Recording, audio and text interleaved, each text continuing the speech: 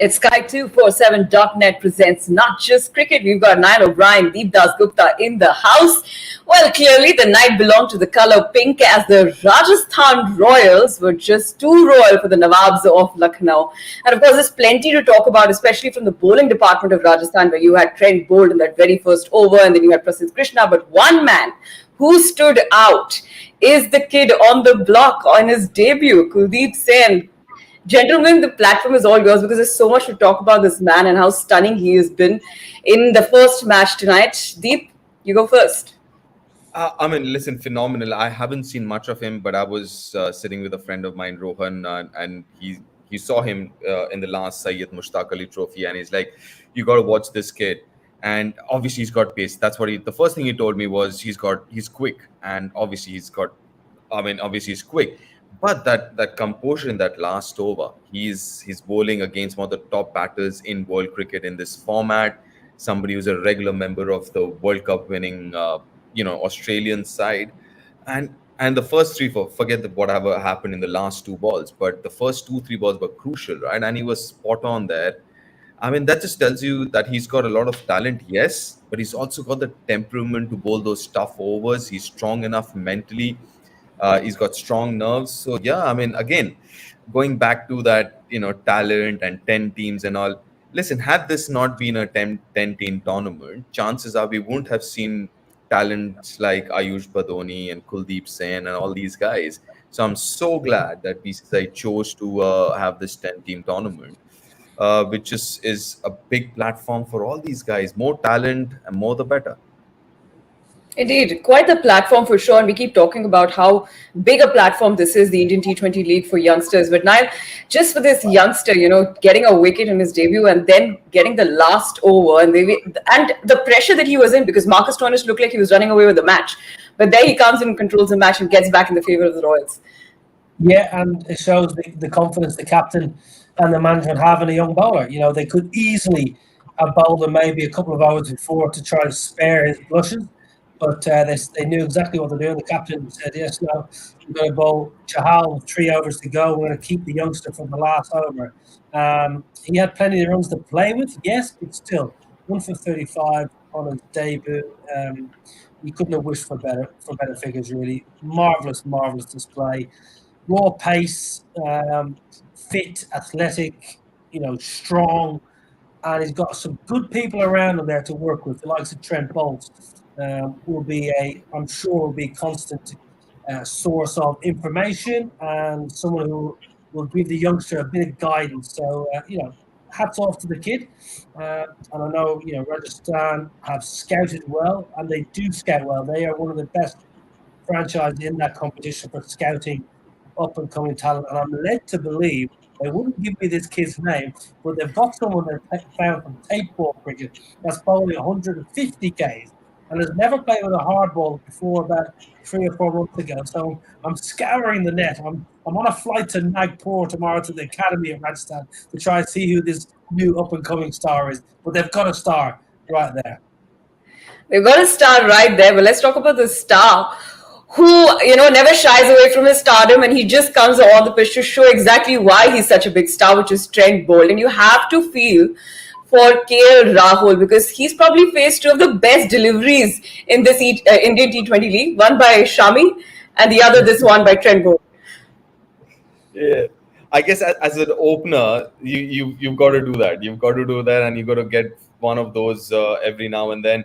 But yeah, what a delivery first up. And I guess it was planned generally, very rarely. Niall, have you seen him go round the wicket first ball? I don't think I've ever seen him do that. So obviously it was planned, I guess. Yeah, and also, and that just typifies Trent Bolt, the evolution of Trent Bolt, really, always striving to get better, always trying to get one over his opposition. What you want from your premier bowler, especially your overseas bowler, Indian bowler, overseas bowler, you want your premier bowler to knock over ideally the captain or the premier batter in the opposition side. So Trent Bolt has taken responsibility there. If you're KL Rahul, you just got to say, he's going to go back to the hotel tonight and think, gee, I've got a problem. Duck, and he's gonna feel pretty down in the dumps. But actually, when he looks back, and you know how it is in India, that game's going to be replayed 103 times before tomorrow's match. So he'll see it everywhere he goes in the hotel, the elevator, breakfast, the waiters in the hotel will be asked him, what about that ball? I think as an opener bat, he's just going to say, you know what, that was a cracking ball. Tomorrow's another day. But that was brilliant for Temple. Great planning, but even better execution.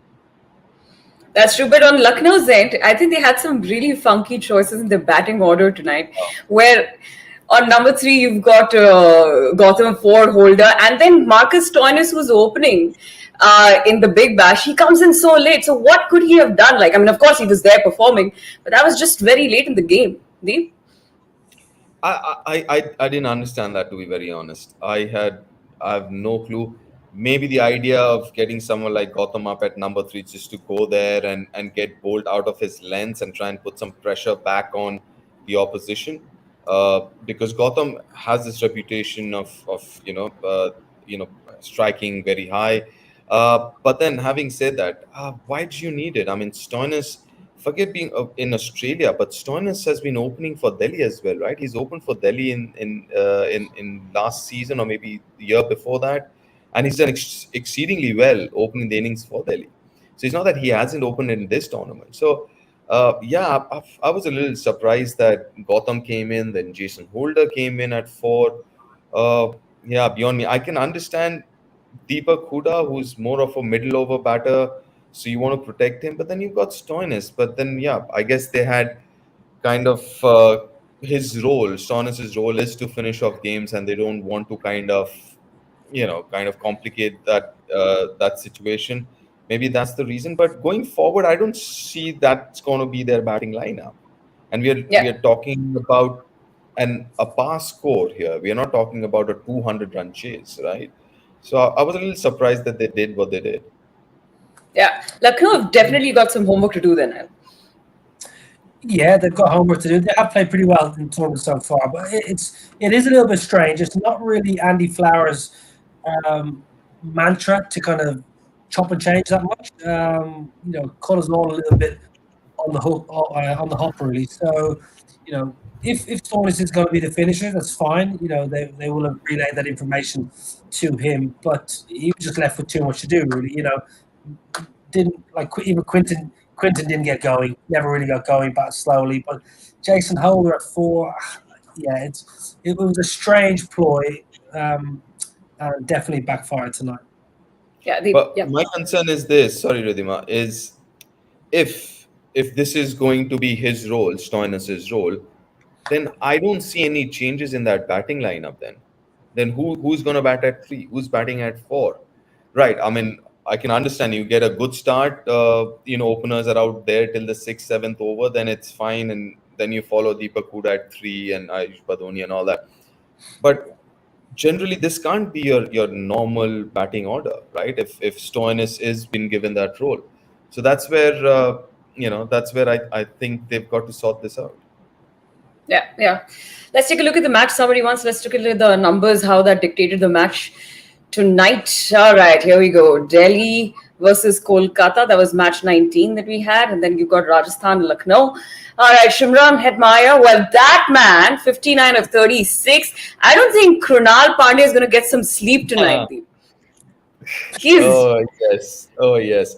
Listen, fielding for Lucknow was horrendous today, right? Not just that catch. Obviously, that catch costed them. I think it was on 15 at that 14. He was at 14 at that time. Yeah. 14, right. See, Hetmyer was on 14. So they were looking at maybe 130, 35, right? Had Krunal. And that was a regulation catch. Nothing difficult, just straightforward, down the throat, messed it up. And then, suddenly that 130 goes on to become 160 odd. And not just that Bishnoi cotton board. Then fielding as such, misfields and fumbles. Obviously, listen, they would have been 125, 130 max had they taken their catches and fielded well.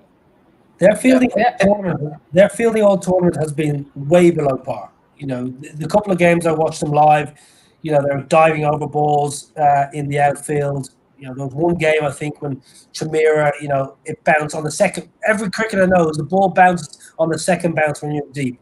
It spins past. The one game, there was 3 4s spun past. And I remember saying it 2 or 3 times, their fielding is going to cost them. And actually, Granal Pandey is normally a pretty safe fielder. Fortunately, you know, that drop catch. And Hetty, you know, it was a great knock. You know, that lad has done so well over the last kind of 2 seasons in this tournament. You know, last year he struck it really well. A shrewd signing, really. You know, Rajasthan brought him to India very early at the request of the player. Shimron Hetmar asked Cricket West Indies and asked Rajasthan, can he come to India, Nagpur early? Did a bit of extra training. I think it was 7 or 8 days extra training, fitness and batting. Got himself in good shape, and you know, he's reaping the rewards now because he is playing out of his. Sorry, that also might be the case as well, that he's got a point to prove because he wasn't picked for the West Indies side touring India, and it had nothing to do with cricket, right? It was, I guess, some fitness or discipline issues, and maybe he's got a point to prove here. And obviously, yes, I mean, he should have been out when he was on 14, but credit to him, he made Lucknow pay for that mistake. Yeah, there was a very interesting question when he went on the. That's your room service team, isn't it? Well, not mine. I guess it's Hetty. It was mine. It was mine. Sorry about that, gentlemen. It was mine, but I was about to say you. Sorry, Niall. When Hetty was interviewed pitch side, I think in mid innings, he was asked, "How did you enjoy facing your former West Indies captain, Jason Holder?" And Hetty, I tell you what, he did very well not to former West Indies captain.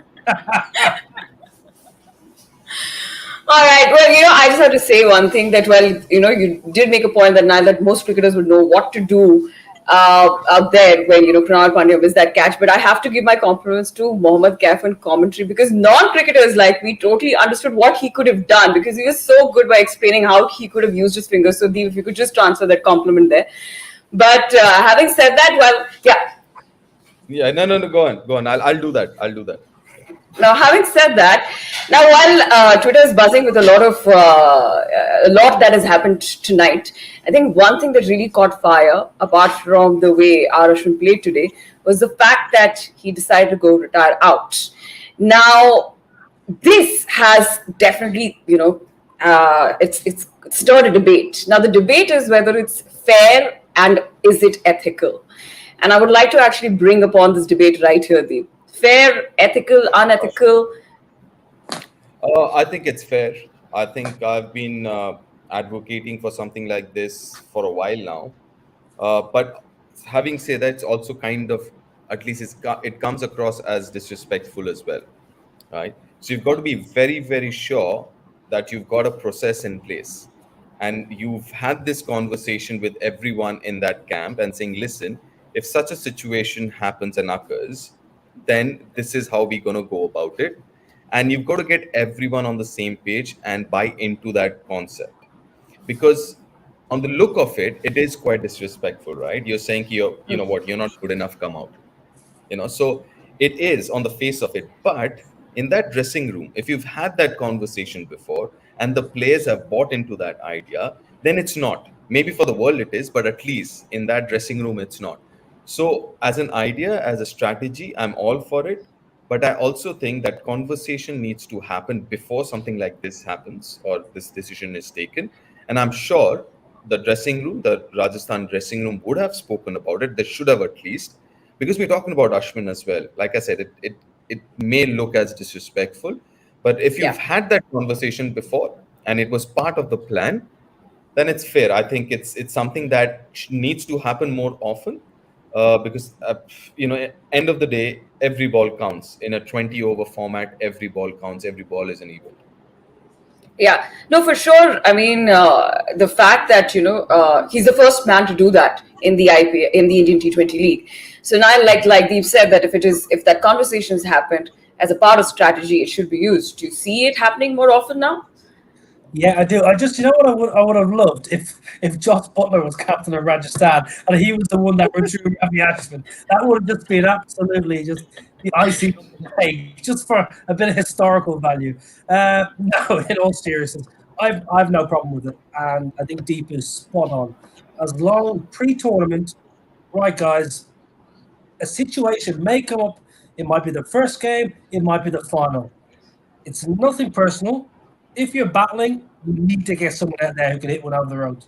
And it'll only be a few players, because even like someone like Hetmar, even if Hetmar is struggling, they won't withdraw because they know in an instant he can just click and hit three out of the park. But the likes of Ravi Ashwin, it's the nature of the beast. The game is evolving, and Ravi is an evolving cricketer. So Mm. if anyone's going to take it pretty well, I think Ravi Ashwin will. So, Yeah. you know, I should have retired myself a few times in a T20 when I couldn't hit it off the square. So I have absolutely no problem with it, and I think other teams will do it in this tournament. All right. Well, what can I say? There hasn't been an innovation here. A lot of people are going to bank on it. But having said that, it's time to see how social media is buzzing. It's social tracker coming your way, powered by Sky247.net.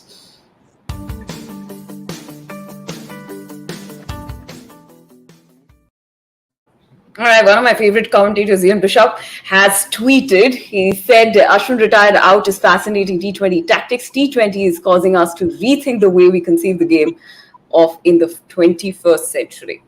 Yep, I agree with that, actually.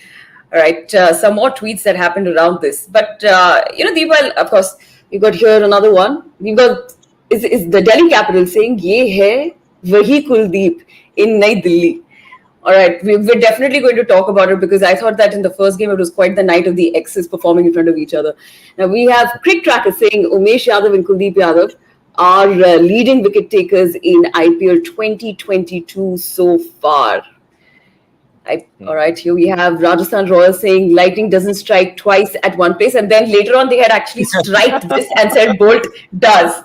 So like I was mentioning, like Rajasthan Royals is so good with their Twitter. They are really hilarious. They strike that and they said Bolt does. But then my only question is, if you had to make that change and if you had to go retired, why wouldn't you send Riyan Parag out first anyway? Fair enough, and that's a question that came to me even when I saw Ashwin coming out. You have someone like Riyan Parag, who bats number 4 in first-class cricket for Assam. Why wouldn't you have him out there? I mean, what is the plan? I can understand, okay, Ashwin, maybe they think he's better equipped to handle that situation, or maybe more mature to handle that situation. But listen, Riyan Parag, you've invested so much in him in terms of not just money but even time. He's been with the Rajasthan team for a while now. You've got to start showing faith in him, and obviously, I mean, it has to come from the player as well. The player needs to tell the franchise and say, listen, I can do this. I'm not just about last 2 overs. I can do, if the team wants me to go out there and bat for 8 overs, I can do that.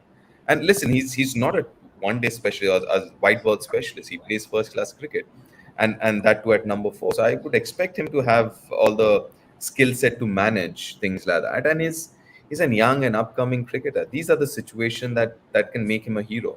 A inning of 50 runs from where Rajasthan were at that point in time. You're suddenly a hero. It's not about last 2 overs anymore, right? I mean, so I think it's also a lost opportunity for someone like him. And I agree with you. I mean, he should have been out there before. Yeah. All right, that was the end of our social tracker powered by Sky247.net. Completely enjoying those tweets, though.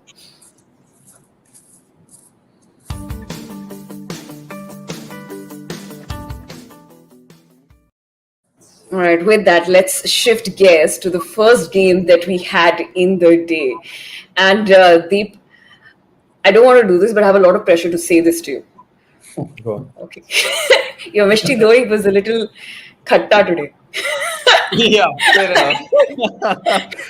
So, for a fact, my mind doesn't work, my heart doesn't work. I went with my heart yesterday, didn't work. Went with my mind today, didn't work. So both of it doesn't work. Yeah. Right. So, Yeah, I mean, listen, I mean, it was. this is the Delhi that we were talking about pre-show. We were talking about Delhi being aggressive and playing brand of cricket, and this is exactly what it was. The other thing we did mention was that man who's not there on the screen, the name Umesh Yadav. He did not Yeah. pick a wicket in the first spell, and suddenly the pressure was on Sunil Narayan and Varun Chakravarti. Sunil Narayan, being the seasoned pro that he is, bowled beautifully, but Varun went for 44 in his four. So suddenly things look different because Umesh did not pick those initial wickets. But again, having said that, Prithvi Shaw, back-to-back 50s. David Warner was brilliant again. Shardul Thakur, how good was he? I mean, listen, he was promoted over Sarfaraz, right? Sarfaraz was still out there. Last time around, he got 22 of 11. Today, he got 29 of 11. I mean, Yeah. he's been brilliant, Lord Shardul. Yeah, Lord Shardul. But personally, I enjoyed Kuldeep Yadav because it was a day where he went out, and this thing about relationships is it requires a certain amount of pressure to perform in front of your ex. I think that is what Kuldeep Yadav did today, Niall. Let's not go there. All right, sorry. I didn't hear you say that, but anyways, go on. I'm not going there. I'm not going there. Always nice to perform well. Always nice to perform well. No, he didn't do so well. Sorry. Yeah, I mean, but how good was Kuldeep? Let's just sober down the question. How good was Kuldeep today? Yeah, he was excellent, as he has been all tournament. Really, we've been singing his praises on this show for 2 weeks now, and when you get discarded by a franchise, you can be hurt, you can be bruised, and you can go back to your domestic cricket, and you can do two things really. You can be the ex-Indian cricketer that's being discarded by a franchise and mope around, or you can get the head down, get yourself fit, strong, bowling well, get your confidence back, and go prove yourself to everyone really. But most importantly, he's just repaying the faith that Delhi and the owners have put in him. And he's a superb bowler. He's had a couple of bad years, or about 12 to 18 months. And as I said from the outset, I think Delhi have one of the strongest sides in this comp. And if they're going to win it, and I think I picked them to get to the final, I think he's got a massive role to play. So it's nice for him. And I know people at Kolkata, what I'm led to believe is they didn't back him at Eden Gardens. Whether that's right or not, or whether that's a bit of small talk, but that's what I hear. And then more fool them really, because they're not going to play at Eden Gardens. So it might just be an absolute masterstroke really. Yeah. See, the thing that I've got to say is about Kuldeep is there are different kind of individuals, and especially when I talk about spinners, there are certain bowlers, especially, and Niall must have come across quite a few of them. They need a little bit of support. Some of them are naturally very confident, like someone like Ashwin, Yuzi, Chahal. They're naturally very confident, and they're those kinds. If they feed on negative feedbacks as well, right? They take it, they convert that into positive, and they motivate themselves. But there are certain kind of people who need that confidence, that external confidence or external motivation, where you need somebody to put an arm around your shoulder and say, you know what, it's going to be all right. This is what you need to do. So if you look at his track record, he had someone like MSD leading the side when he was doing so well, right? Or even though when he was not the captain, he was there at least behind the stumps, kind of guiding him through. And now he's got Rishabh, who's like MSD, and he's showing that faith in him. And he likes that. I think Kuldeep is that kind of a bowler who needs a little more external motivation or external confidence. So that's the kind of bowler he is. And last couple of years, he didn't get it. Not that he was bowling well. To be fair, he wasn't bowling well either. But he wasn't getting that external confidence also. Here in this franchise, it seems he's getting it from whether it's the captain, whether it's Ricky Ponting, whether it's Ajit, whoever is there, or Watto, who's their new bowling coach. So you can see that in his body language. He looks more confident. And also technically, he's made a few changes. Obviously, one of the things that everyone was talking about was his zip off the pitch, and he wasn't quick in the air. He's normally would bowl at 82, 83. Now you can see he's on an average, he's bowling at 85. It's flatter. He's got little more zip than what he used to. And that is a technical thing. His front arm used to be more towards fine legs. So his body was falling apart. So the idea is he's got his front arm lot straighter, more towards the target. So he's got everything going towards the target. So that would mean naturally he's bowling a lot quicker, right? So that Yeah. has kind of helped him get that zip and quickness in the air. The other thing is he's also become last couple of years, because last 6 months he's been part of the Indian side, but he hasn't played a lot of games. So while I was, working on the India series and stuff, you could see that he's worked really hard on his fitness. So now, Yeah. when you look at him, he looks stronger physically as well. So I think combination of all of these things, and we see Kuldeep 2.0. For sure. So are we going to see the Kulcha partnership again for India, Deep? Fingers crossed. Why not? I think both of them are both of them are on 10 wickets, isn't it? I think. I mean, it's with Chahal right now. That pink cap is the highest wicket taker because of the rate, the run rate. But I think all three of them, Umesh, Kuldeep, Yeah. and Yuzi, are on 10 wickets right now. Well, I'll show you the numbers. This is a numbers tracker powered by Sky247.net coming your way.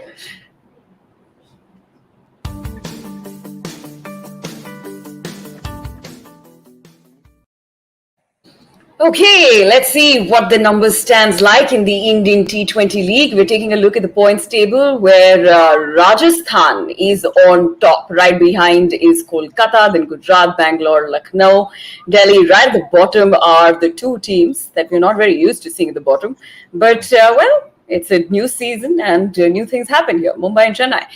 Okay, next numbers. I think we take a look at the wickets and the runs, but that's how the points table stands so far. Most wickets in the Indian T20 League 2022, as you were mentioning earlier. Yuzvinder Chahal with 11 wickets now. Yeah. And Kuldeep with 10. Yeah, absolutely fabulous. UZ Chahal.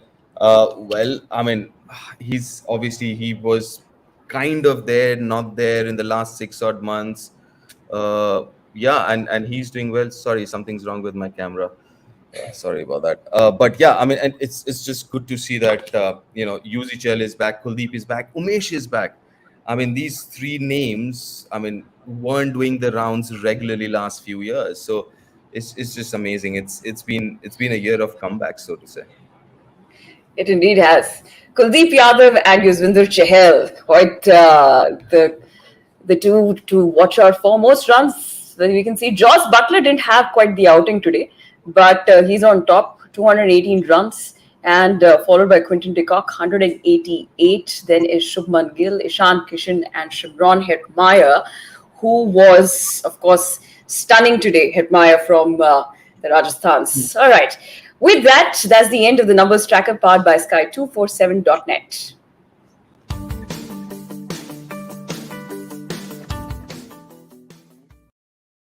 Do you see how well my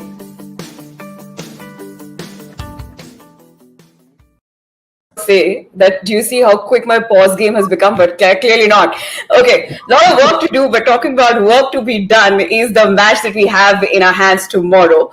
Of course, it was a Dhamakedar Saturday, Sunday. We are getting up on Monday. It's just one match. It's Hyderabad versus Gujarat. Hyderabad have got those 2 points that they really, really needed there. Gujarat looking stunning so far. It's happening at the D.Y. Patil Stadium, Navi Mumbai. You're on commentary, I'm guessing, Deep? Yep, I am. Yeah, I am. So good. Do you see Hyderabad has finally got that momentum that they really needed? I mean, we were talking about, new outlook, same problems. Those problems persist. I think they still do. They got those 2 points against a team which is struggling again, Chennai. Yeah. So, I mean, to be very honest, it's got good players. They will win a few games, but if you ask me, do I see them qualifying? I don't see them qualifying, to be honest. And Gujarat, on the other hand, the only team which is still unbeaten so far. So, yeah, could be a quick day, actually. Niall, could it be a quick day? I mean, we saw what Tewata did in the last game for Gujarat there. There's no such thing as a quick game, especially when you commentate. And Deep and I have worked on enough cricket down the years. When you think it's going to be a quick game, they normally drag out to like the right till the end. But Hyderabad, yeah, listen, they got a couple of points. There's still a lot of work to be done. Watching their team song, the team sing the song in the dressing room on their social media, and all the players have to have have to have their phones out to read the words of the song. That's not a great sign, is it? You're not used to singing your team's winning song when you have to have the words in front of you. So Gujarat, on the other hand, good side, playing nice cricket and well led by Hardik Pandya and Rashid Khan against his former employers, and he's just holding up nicely, is Rash. And our producer Himadri's got a great sense of humor. He's just said only quick games are the tests in New Zealand or India. That is what quick games are. All right, gentlemen, what a pleasure having you all. And thank you so much for joining in. Deep, I'm going to go and let you sleep because you look very tired and you really need that sleep right now. And go fresh for the game. And now you go party. Yeah, your room service.